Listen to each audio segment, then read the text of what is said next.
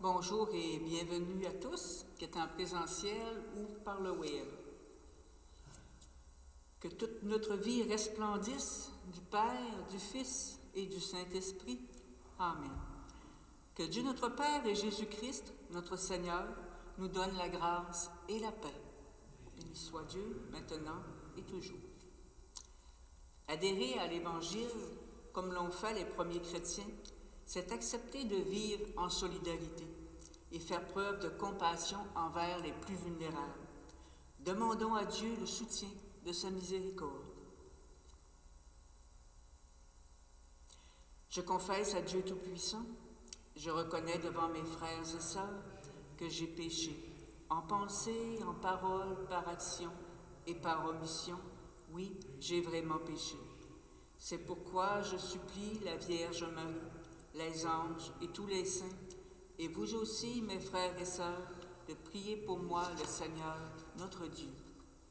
Que Dieu Tout-Puissant, qui nous rassemble auprès de lui, qu'il nous pardonne tous nos péchés et nous conduise à la vie éternelle. Amen. Prions. Dieu qui donne la vie et qui sauve le monde, nous voici rassemblés devant toi. Donne-nous d'accueillir ta parole pour ce qu'elle est réellement, une présence réelle au milieu de nous. Nous te le demandons, toi qui règnes pour les siècles des siècles. Amen. Écoutons cette parole.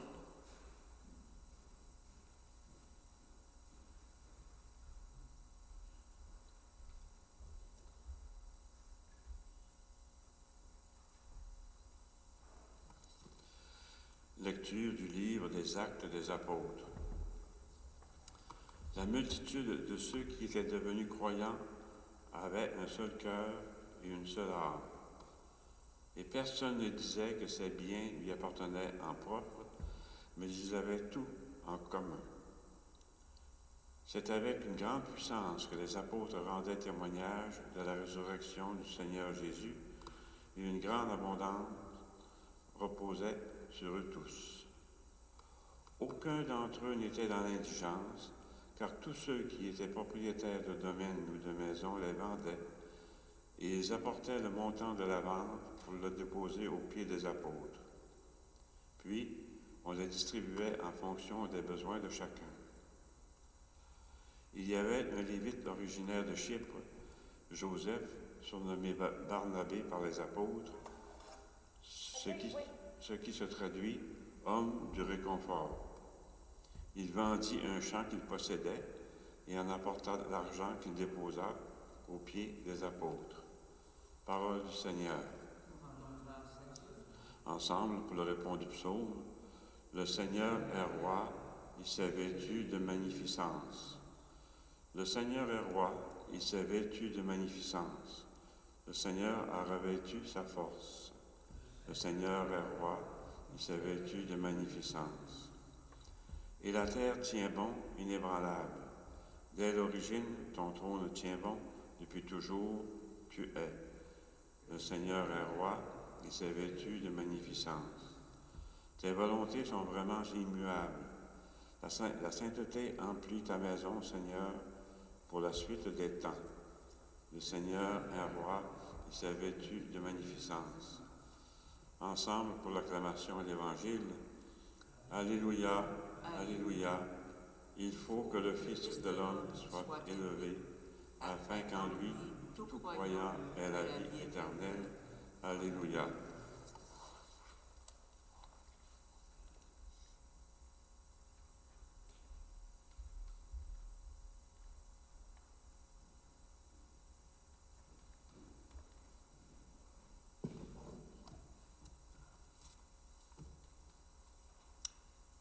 Évangile de Jésus-Christ selon saint Jean. Gloire à toi, Seigneur. En ce temps-là, Jésus disait à Nicodème, « Il vous faut naître d'en haut. Le vent souffle où il veut, tu entends sa voix, mais tu ne sais ni d'où il vient, ni où il va. Il en est ainsi pour qui est né du souffle de l'Esprit. » Nicodème reprit, « Comment cela peut-il se faire? » Jésus lui répondit, « Tu es un maître qui enseigne Israël, et tu ne connais pas ces choses-là? Amen, amen, je te le dis. Nous parlons de ce que nous savons, nous témoignons de ce que nous avons vu, et vous ne recevez pas notre témoignage. Si vous ne croyez pas lorsque je vous parle des choses de la terre, comment croirez-vous quand je vous parlerai des choses du ciel? Car nul n'est monté au ciel, sinon celui qui est descendu du ciel, le Fils de l'homme. De même que le serpent de bronze fut élevé par Moïse dans le désert, ainsi faut-il que le Fils de l'homme soit élevé, afin qu'en lui, tout homme qui croit ait la vie éternelle. Acclamons cette parole de Dieu.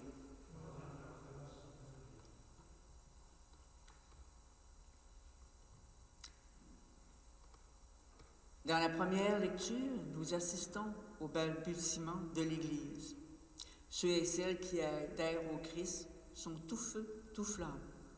Ils tissent des liens solides entre eux, prennent soin de la veuve et de l'orphelin, s'assurent que personne ne manque du nécessaire. Ils sont des aides de réconfort. Cette façon de communier à l'autre reflète ce qui se vit entre le Père, le Fils et l'Esprit. C'est ainsi que nous sommes appelés à vivre encore aujourd'hui. Les besoins autour de nous et dans le monde sont grands. Nous ne pouvons pas fermer les yeux devant ce que vivent nos frères et sœurs en humanité. Ne craignons pas d'offrir de notre temps, de notre argent, de nos ressources. Soyons à l'écoute les uns des autres. Cherchons à faire de nos communautés des endroits où toutes et tous se sentent accueillis, reconnus comme frères et sœurs dans le Christ. Et n'hésitons pas à exercer cette solidarité hors des murs de nos églises, partout où nous allons.